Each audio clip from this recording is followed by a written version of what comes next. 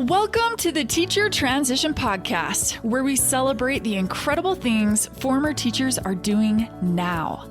I'm Allie Parrish, and I'm so glad you're here. So, teacher friends, are you ready to hear what your amazing educator skills look like when they're put to work in the world beyond the classroom? Let's jump in. You are in for such a treat with today's podcast episode. Are you one of the tens of thousands of teachers that every year wants to be able to work more flexibly, maybe from home? Maybe you want to prioritize your family needs, your schedule, your health, or something else. But maybe you also need to replace your teacher income or be able to make more than you make as a teacher. Well, welcome to this episode with Micala Quinn, who did exactly this. And now she helps so many others be able to do this as well through freelancing and becoming a VA, a virtual assistant. So let's go ahead and jump in so that you can hear how her personal needs and her family needs led her to go beyond the classroom and to use her skills that she had in the classroom in new ways, and how she does this with so many other people so that they can meet their family needs as well. Micala, thanks so much for being on the show. Hey, thank you so much for having me, Allie. I am very excited to be here with you and all the other teachers today. Yeah, so excited to have you on. Okay, so Micala, we usually start out with having teachers tell us what they wanted to be when they grow up. And then we hop into what you taught and what you loved about it. And then into your transition story. What led you to doing your next thing and how it all came about. Does that sound good? Yeah, that sounds perfect. And I know you help so many people, and I know your message is going to really hit home with a lot of people and be a huge resource of help. So thank you so much for sharing and for your example. Super appreciated. Okay, let's hop back in time. Where did you grow up and what did you want to be when you grew up? So I grew up in Kansas City, but growing up, my mom was a teacher. And so I just grew up watching her go to school and teach. And she would always bring home at the end of the summer, as long as I could remember, her old school supplies and like the old books. And I loved playing like school and playing with my dolls. So growing up, I would take all of her old school supplies and I created my own fake pretend classroom in our basement. And that's just, I was one of those lucky people that always knew what they wanted to be when they grew up. And it just happened. I went to Kansas State University to major in secondary education with an emphasis in English. Got my degree, got my first job. I actually taught at the school that my mom was working at. It was a Catholic school here in Lenexa. And I grew up going to Catholic school and just loved the community and the faith aspect there. So knew I wanted to teach in one too. And the school my mom was at had an opening and I interviewed. And it was really just like an awesome first job. That's great. I'm kind of laughing on the inside as you're sharing your story because it's super similar. Anyway, my mom was a teacher and I loved kind of being her assistant in some ways. Oh, yeah. I graded fun. a lot of papers. She taught social studies.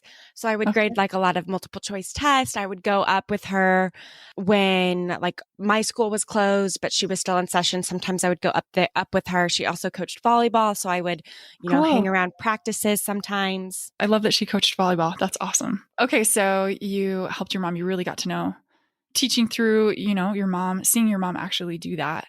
And you knew you wanted to do this going into college. That's awesome. Tell us a little bit about where you taught, and what you loved about it. And then how you started taking your next steps. Yeah. So I taught at the same school my mom was at. It's called St. James Academy in Lenexa, Kansas. And it's a great school. It was about 9 to 10 years old when I first started.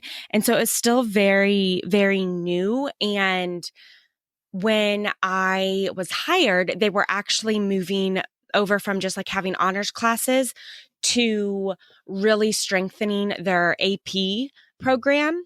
And I was gifted the sophomore pre-AP class when I started. And with that, though, it came a lot of a lot of like planning, and I had a lot of freedom because this class wasn't done before. There was no one else teaching it. So I really got to create the curriculum and plan what I wanted to teach on my own. So Wow. it was really exciting and really fun, but also really kind of scary as a first year teacher, not having a developed curriculum to pull from and not having like a teacher partner to plan with. I had the AP teacher below me, and I had the pre-AP teacher freshman below me, and the AP teachers above me. So we did a lot of vertical like alignment and vertical planning. And so Yeah. I had their help, but as far as what I was doing day in, day out, the unit objectives. It was also a Catholic school, so we weren't fully tied to the state's curriculum, but we were using Common Core. So there was just a lot of freedom. And it was really, really cool to be able to create what I wanted to teach. And that was actually my most favorite part of teaching. I loved the summer. So I was hired in mid-May, got my placement in like early June. We had teacher meetings early June, where like department meetings where we just kicked off because there were 2 other teachers hired that year I was hired. And I spent that entire summer planning out, okay, unit 1, unit 2, like the whole year. And that was like my most favorite part of teaching was the curriculum planning. And I loved being in the classroom too. Like when the kids came, it was fun to see those lessons in action, and then revise them and make all of the notes of, okay, this worked, this didn't work, this is how I could do it next year differently. But the like planning and just that creative process was my absolute favorite part of teaching. I love that too. I totally hear you on that. That's Yeah. awesome. And to me, that relates with so much of what you do now. But yeah, that's Yeah. awesome. So my first year teaching, life was awesome. But I was also single, and I was engaged. So I was planning a wedding my first year. I would get to work at like 6:30. I would stay till about 4:30. I would come home, eat dinner, relax, and then I'd probably work from about 7 to 10:30 at night, just reading and making sure I'm like one of those over preparers and over planners. And so I just spent so much time working that first year. But I think that's, any first year teacher. Plus, when you're creating the curriculum, there was just a lot that I had to do. And then grading English, oh my gosh, I was always grading papers and providing feedback. So there was a lot that I did outside of that, 8 to 3 classroom day. Yeah, definitely. And like I said, it was fine that first year because I was single, wasn't married yet. But my second year teaching, we got married in September. That was really, really awesome, really fun. Another great second year, had more confidence going into the year, a little less work because I already knew what I was teaching, but it was still a lot of work. And that second year, my husband and we got pregnant right on or right after our wedding. My daughter McLaren was born 9 months and 4 days after we got married. Wow. Awesome. Yeah. So like we knew we wanted to start a family right away, and we were just So cool. very blessed that happened so quickly. But I mean, this was my second year teaching. My husband was in his second year. He's an attorney. And so it's still kind of scary though, because we had just bought a house. We're like, oh, wow, can we afford to do all this fast? Like we don't have all of the savings that we thought we would have, and, all those things. And, but second year was still a great year. I loved teaching, but as my pregnancy started to progress and it came time to like look at daycares and what we were going to do then, we couldn't afford the daycare. I wanted the fancy Montessori school because it was more than 3/4 of my paycheck. So why would I work for 1/4 of my paycheck just to basically pay for preschool or for childcare? So we found an in-home that was just for teachers' kids. So it was very affordable, but it wasn't somewhere where I was super excited, like every day, like, oh, my daughter's going to the best place ever for daycare. And the summer when I had her, it once she was finally born. And like, I just loved being a mom and loved seeing her little face and being on summer break and getting to have like, I got a little extended maternity leave because the school year started in August. I didn't have to go back until like the very end of September and for my third year teaching. And when I finally did go back, it was just an awful year because I wanted to be home with her. I still loved my job, but I wanted to be home with my daughter more.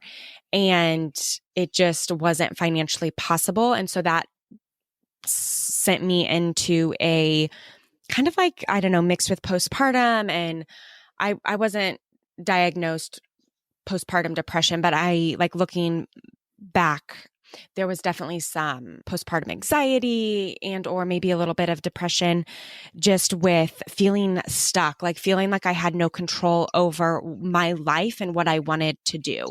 I wanted to stay home with her, but the life that my husband and I were building, we didn't really factor in, oh, will we be able to do this on just one income? Will I stay home with our kids? It was kind of something that I wanted to do, but we never really like established our family to go down that track because when it came time to house hunt, I convinced my husband to buy the one that was at the very top of our budget instead of, you know, one that was well below our budget that we could do on his income. So it was a hard year where I just felt like I was constantly rushing, you know, rushing out the door, waking her up when it's still dark, dropping her off at a daycare that I wasn't super thrilled with, going to work, kind of just like going through the motions, rushing through the day. I feel like I lost that like first and second year zest and excitement that I had. And then, you know, rushing out the door the second the bell pretty much rang and getting her going home. And I like by the time we were home, I feel like I really only had 2 hours a day to spend quality time with her because she went to bed so early. And then once she went to bed, I still had so much work to grade and read and plan for the next day. It was just a really, really awful year. Well, and that's so hard to feel like if you really want to be home with your kids and feel like you're missing out because you don't get the time back. You know, you don't get like a first year of a baby's life back. No. That's hard. That's really Yeah. hard. And so it was about winter break and she was about 6 months old and I was just like, I cannot continue on like this. Either I've got to change my attitude or I need to find a solution to this problem because how things are right now is not healthy and it's not working for us. So I started looking into my options. At first I started like a hair bow business because my daughter was bald. So I would make her all of these bows. I come from a very crafty family, but I didn't know how to sell bows beyond just like family and friends. And you can only sell a bow for about, you know, $7 to $10. And it takes about an hour to make. The bow business lasted a hot minute, but so then I just started looking into other options. I knew I didn't want to do an MLM. Okay, first off, I love that you tried selling bows, and I imagine you learned so much through that.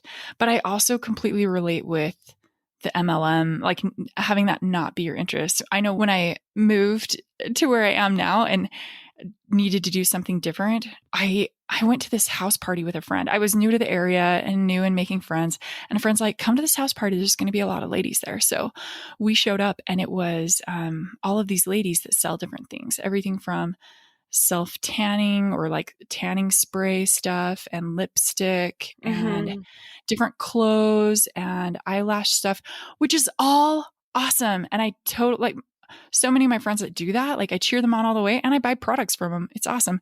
But knowing my mind, it wasn't what would kind of satisfy like my nerd crave and what I wanted to do work-wise. So anyway, I totally relate. Oh yeah. Yeah. And like the other options that were there for work from home was like work at a call center or there's some like medical transcribing. And there are some other like work from home opportunities, but they all required you to be like butt in your chair from 8 to 5, quiet work environment. And they paid like $10 an hour. And I was being kind of picky and I was like, I'm not going to work for $10 an hour. at my desk, I wanted the freedom to be able to take my daughter to the park, go on a morning walk, or go explore the city, or do some of the Mommy and Me classes that were out there in our city. And those like must be in your chair from 8 to 5 quiet work environment weren't going to fit. So, and I also wanted to make a really good income too, close to what I was making teaching. Yeah. And I finally, my husband laughed at me and was like, that doesn't exist, Micala. You can, like, you're going to be a teacher. And my parents knew, and my dad's like, why don't you just go get a corporate job? You'll make way more than you do teaching. And, you can afford the preschool that you want. And I'm like, it's not just about that preschool though. I want to be home. I want to be with her. And I finally just told the right person, and they told me about this freelance virtual assistant world. And it was a website that would post just predominantly virtual, flexible work from home, independent contract type positions for moms. There was marketing, there was graphic design, sales, and virtual assistant. And I started applying to any and every job. And it took me about 7 months to get the first person to hire me.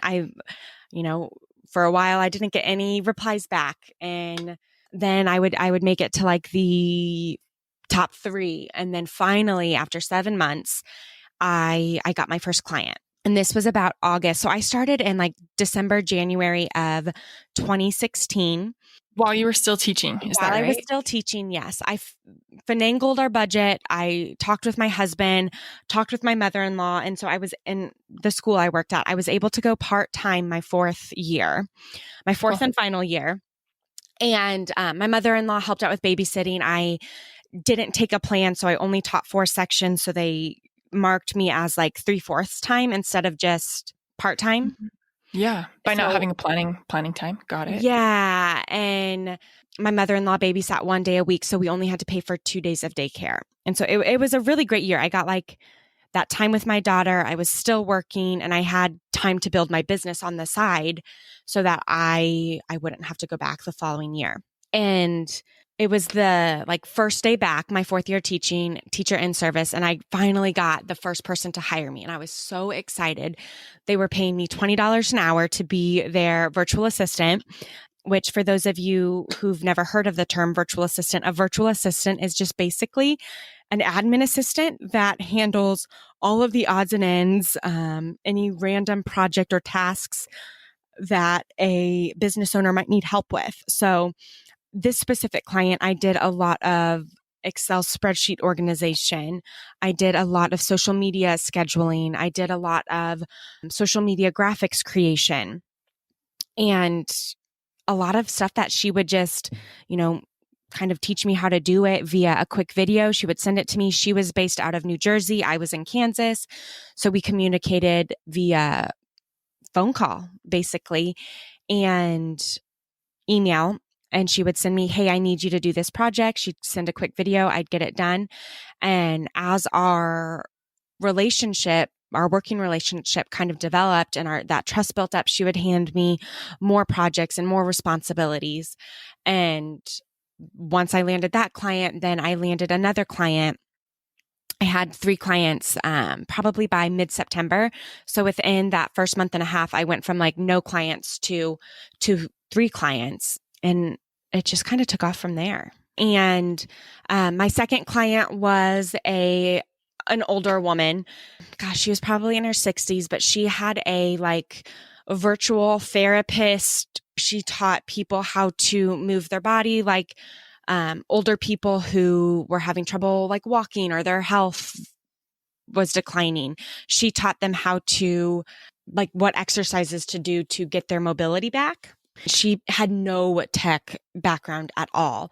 And she was creating courses. So she liked that I was a teacher and I would help her create her PowerPoints, and she would send me an article and I would turn it into a workbook, PDF, something that she wrote. I did a lot of design work for her.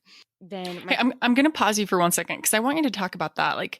Some of our audience, you mentioned that this lady wanted you to work for her because you were a teacher.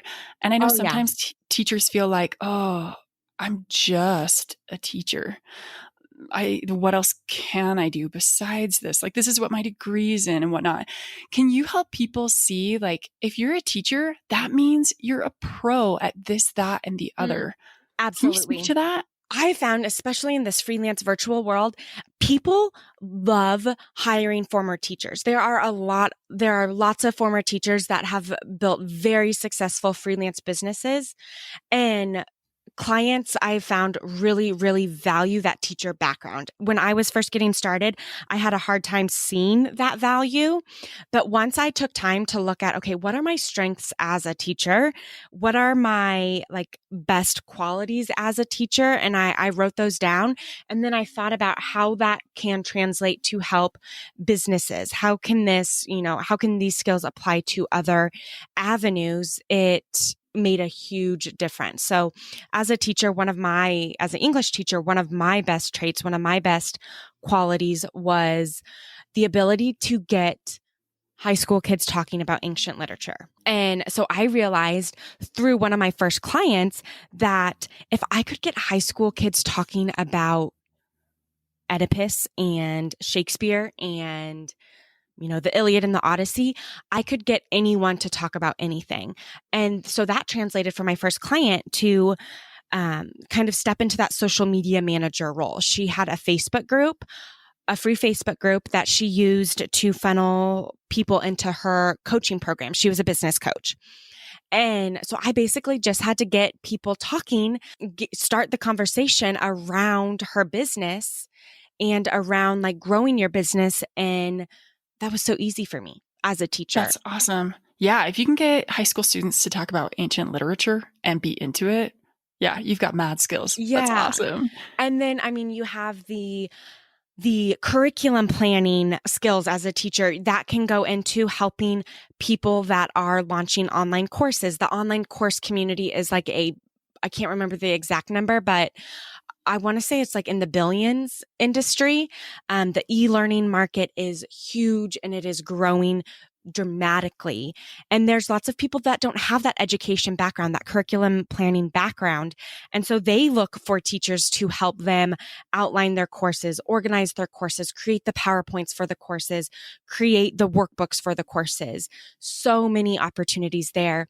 But then also when you're a teacher, you're like the project manager. You wear all of the hats, and project management is a specific avenue that a teacher turned freelancer can go down. I totally agree with that. Yeah. And then there's graphic design. There's so many copywriting. English teacher. I was teaching kids how to write. I can write copy for other people's websites. I can or their email marketing. I can read their copy and edit it and proofread it. There's just so many different skills.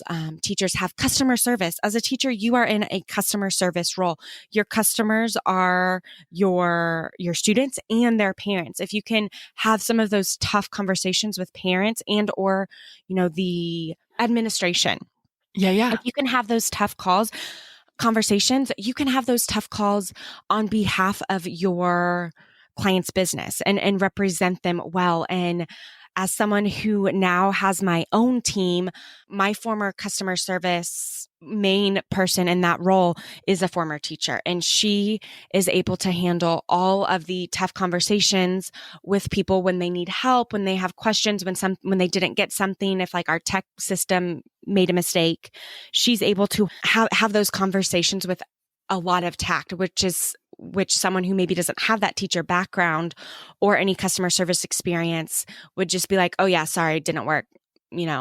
Yeah. She's representing my business, and she's the best person to represent my business to the customers because of her background and how she's able to talk to people. I love the examples that you're giving, because really so many teachers are like, well, what else can I do? And my question's more like, well, what else can you not do? If you're a teacher, Exactly. You've kind of done everything. And if you're a teacher, a lot of people trust you. Like you've had Mm-hmm. government background checks and you had to get your fingerprinted. Like there's just so many things that teachers can really skip past as far as people trusting them and really having a lot of experience with a lot of things. I just think there's a huge chasm between being in the classroom and being kind of in the business world a little bit and knowing, oh, project management is actually super similar to a lot of the Mm-hmm. classroom management and multitasking of a bajillion different things. Anyway, I love that you're sharing these examples. Thank you. And that Thank is you one so of the much. most profitable project manager, operations director, online business manager. That is one of the most profitable skill sets out there that you can capitalize on. For real. Starting Totally. starting hourly rate for a certified online business manager is going to be around $70 an hour.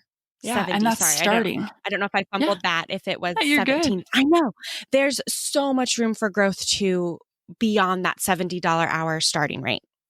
Yeah. And then what do you see for project manager as far as rates? This is great specifics. I know a lot of people will appreciate this. Yeah, project manager is going to be very similar to online business manager. Project management is like a specific subset skill in the online business manager role. A lot of times, online business managers will do project management, team management, and like systems and operations management.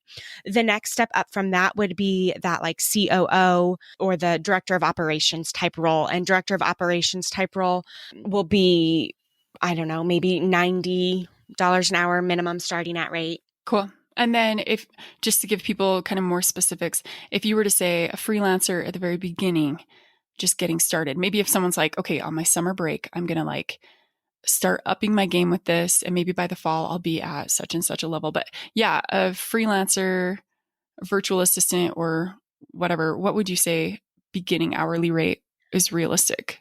So beginner, and just because you are beginner to the freelance world does not make you a true beginner, right? So Well I don't said. know if your audience is only teachers, but or maybe, there are teachers that have other experience that is like directly related.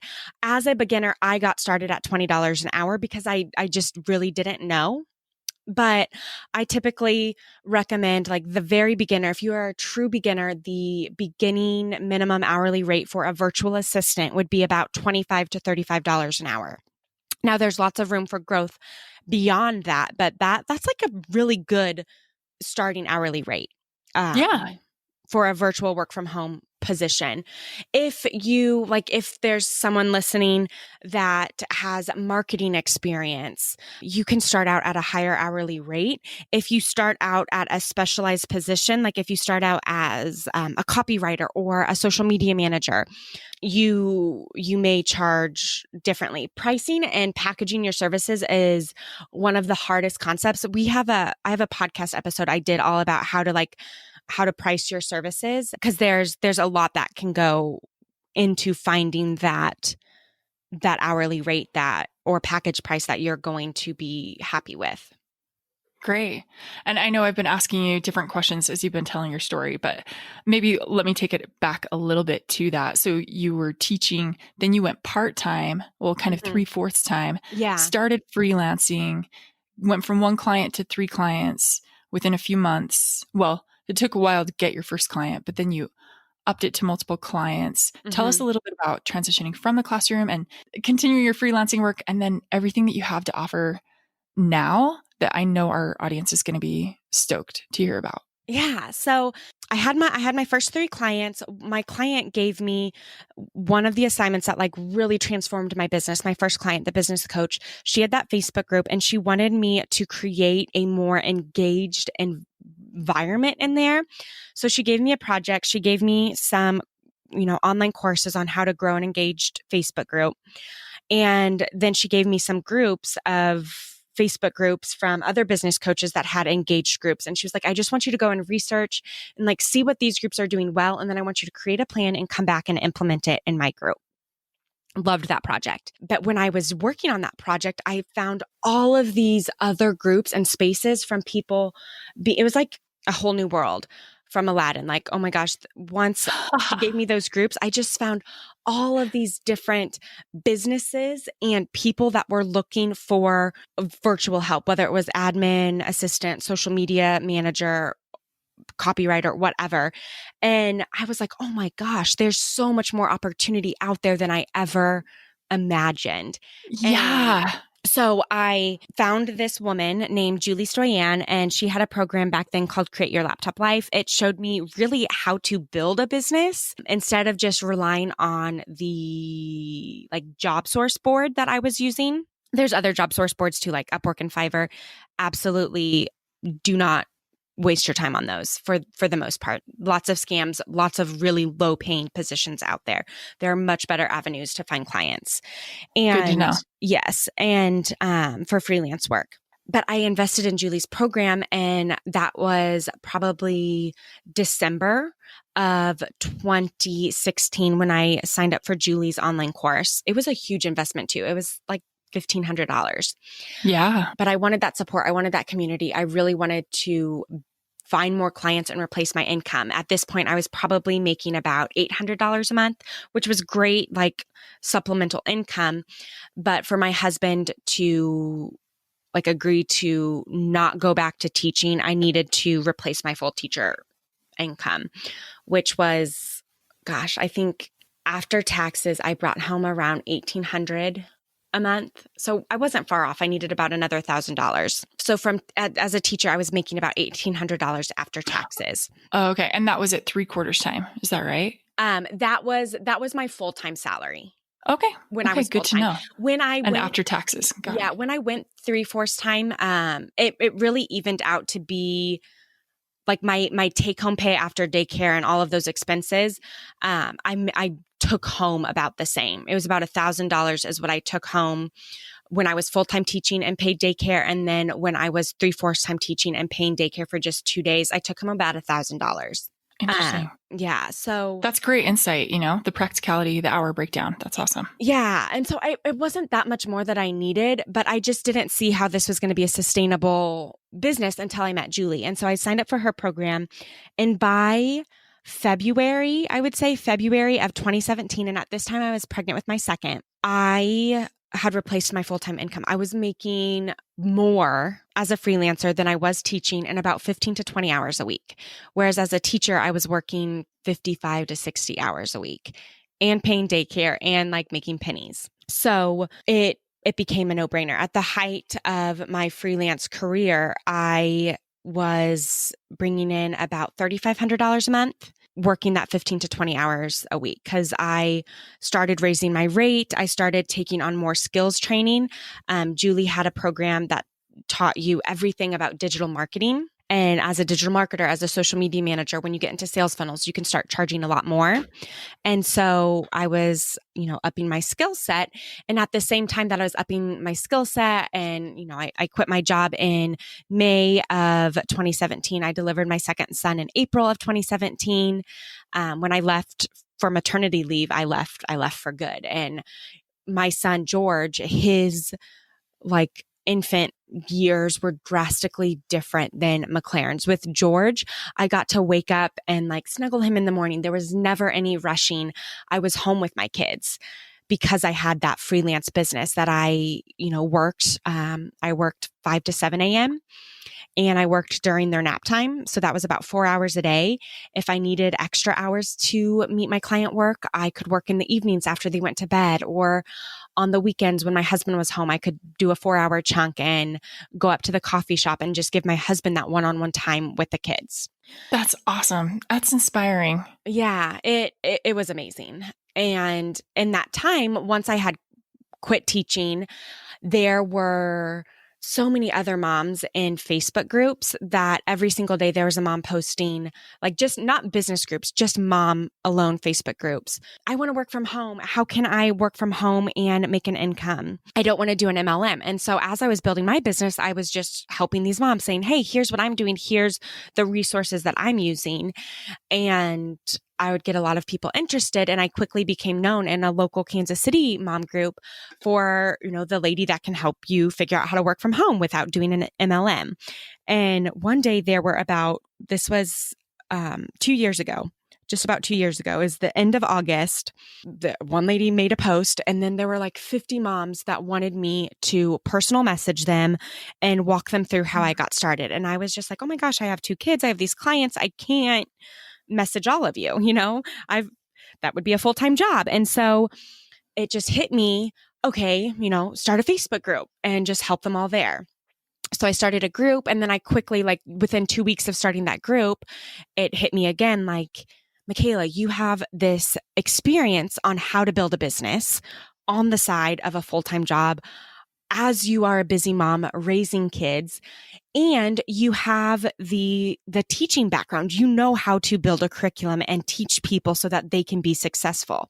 So I created my first online course, and my very first online course, I got 10 women to sign up. I'd have to go look back, but I think 70% of the women so 7 out of the 10, maybe even 8 out of the 10 are still currently operating as freelancers today. Cool. One of them was the very first person I ever hired to help me grow my team. And she is now my operations manager, tech assistant, web designer. Like, she just wears so many hats, and we've been working together for almost 2 years. And from there, it's grown. I've now served, I think, there's over 600 active women in my paid community. So through all of my free resources and my various, smaller offerings, I've served tens of thousands of women through my podcast and my free resources on our website, helping them see the opportunities that are out there with freelancing, and then helping them build their business as well. Yeah, because when I looked at your Facebook page, I was like, holy smokeroos, there are thousands of women on this, and their participation on the page, the questions they ask, the experience they're getting, the opportunities. Micala, they're amazing. Your influence is huge and significant at a personal level for so many people. So thanks for that. It gives me chills. Like, I didn't go into this thinking I was going to change people's lives, but these stories that I hear from women who felt the exact same way that I was. They felt stuck. I've had women that could only have one child because all they could afford on their family's income was one kid. And their heart wanted more children, and they couldn't do it. But now that they built their own business and they had that control of their financial future, they've been able to have more kids. And just how I felt stuck and depressed and alone, other women have felt that. And through building my business, I've got out of that. And I truly love my life. I am very happy and very fulfilled seeing other women have that same fulfillment as well. It's just humbling, and I love my career. I'm still very much in that teacher educator role. I just teach a different audience now. Yeah, that's awesome. Can you speak to teachers who are maybe where you were and they're feeling stuck, and or maybe they're like, no, I got my degree in this, I need to stay in this. And I know you said that your husband was thinking that too and whatnot. Can you just kind of speak a little freedom to them, and that they don't have to limit themselves to what they chose in their 20s, like in college to major? I don't know. Can you just, for someone that feels stuck or that feels limited, fearful, is there any advice? I know you have 2 tips for teachers that are transitioning, but yeah, is there any advice you'd share with them? Absolutely. One of the biggest things you can do is just to let go of that idea of, I got my degree in this is the only thing that I can do. Let go of that mindset. Just give yourself permission to be open. And then instead of just being open, I want you to go surround yourself with inspirational podcasts and listen to different stories from other people who have transitioned and done something different. There's so many entrepreneurs, there's so many different podcasts out there, and teacher transitions. There's lots of amazing stories that you can hear other teachers of how they've transitioned out, but just soak up and listen to those stories. And instead of listening and thinking, well, there's no way I could do that. And, I think our brain is wired that fear is very, serves a purpose to kind of protect us, but it also can prevent us from seeking other options to Well said. not let it hold you back. Just be open to hearing what's possible. And when you hear those awesome stories, when you hear the success stories of people who have built amazing businesses or done amazing things beyond the classroom, that if it's possible for them, it's possible for you too. And I know when you hear things, you're going to think, well, they were able to do that because of ... There's nothing special about me. There is nothing special about the women I work with. There's nothing special about Allie, who has her amazing teacher transition story too, except that she gave herself that permission to try and that permission to just experiment. And you have the same capabilities and the same opportunities as we do. And you've just got to give yourself that permission to seek it out. That's awesome. You hit on so many really important things, and I know that's going to inspire a ton of people. You had your 2 tips for teachers. I just want to make sure that we get those in here too. Do you want to share those specifics with us, and then where our followers and listeners can find you and look into your course as well? Yeah, absolutely. So my number 1 tip is have a plan. When you're just getting started, you're very much in that exploratory phase of like, okay, this is an option, this is an option, this is an option. But once you kind of find okay, this is what I'm going to do. This is my next step. This is my transition out of teacher path. You've got to have a plan. And some of that plan can be found through online courses. I know Allie is putting together a program to help you find that next step.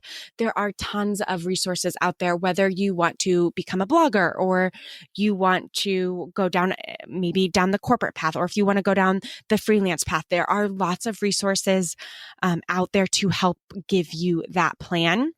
And then my second tip is don't give up. Like if your heart is set on transitioning out, doing something different, doing something out of the norm, there's going to be hiccups. There's going to be mistakes. There's going to be road bumps that might feel like a fail at the moment, but the only fail is when you give up too soon. I love so many things that you've said, and your example of a really methodical approach, going down to 3/4 time, adjusting how you're doing some things financially, having kind of a side hustle, really nurturing that and investing into that, buying an online course that helps you have a community as well as information and guidance from someone who's been there, done that before.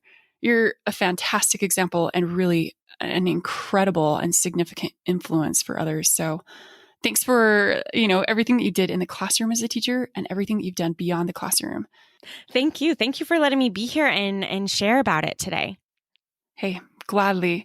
Anything else on where our audience can find you? Absolutely. So MicalaQuinn.com is my website, and it will house all of my resources, my free resources. We have an awesome masterclass kind of walking through how I built my freelance business and replaced my income working way less hours from home. And it'll walk you through like how to figure out what service to offer, how to find the time, and it'll give you that like initial beginning plan of the first steps that you can take to build your business. And then I have a couple other smaller courses that are on our website, and then my full program that includes the group coaching. The full step-by-step plan is called Overwhelmed to Overbooked.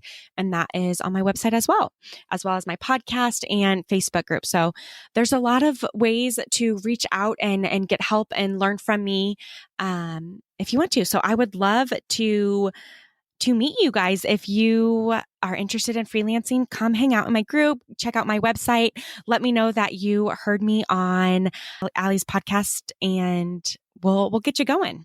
So great. And we'll have links to all of those resources in our show notes. So Micala, thank you so much again. Take care till next time. If you're a teacher in the classroom and you know you need to be doing something different, but you don't know what you're qualified to do, what you can do, how to take those steps, the online course is just for you. It's called Find Your Next Dream Job for Teachers, and it will walk you through a process of identifying what you are a rock star at, what you love and enjoy and are skilled at. And then it will help you see how to connect with real companies and real opportunities aligned with that. We have lists for you of hundreds of companies who love hiring teachers, how to get in contact with them, who you can network through personally to get in contact with them. And not just that, we have resume templates and cover letter templates already prepared for you, showcasing your educator skills and gearing it towards specific roles and jobs that teachers land effectively. These have all been reviewed by interviewers who interview teachers frequently. They've seen the good, the bad, and the ugly. They are going to also coach you on how to interview effectively. So if you're not sure what to do next, go ahead and go to teachertransition.com/find your job and sign up for our course there. We'll also have a link to it in the show notes. To celebrate the launch of this podcast, I'm hosting a giveaway with a prize pack. This includes a teacher transition planner, Strengths Finder book, quote printables, and a one-on-one coaching session with me. To win, all you have to do is rate the podcast and leave a review. Simply tell me what you're loving about it or what your biggest takeaway is so far. Then, before you click submit, take a screenshot of your review and email it to me at hello@teachertransition.com with the subject line giveaway. From there, I'll choose the winners and email you to let you know you've won. This episode may have ended, but connecting doesn't have to. Join us on Facebook or Instagram and get the support and inspiration you need in your personal educator path. If you're loving the podcast, help us spread the word. Leave a review or screenshot the episode, share it on social media, and be sure to tag us at Teacher Transition. Who knows? We may even feature what you share on our social media feed too. Until next time, teacher friends, be sure to click subscribe so you don't miss out on any of the upcoming episodes. Good luck with the great things you're up to right now, and keep looking forward to the amazing things to come.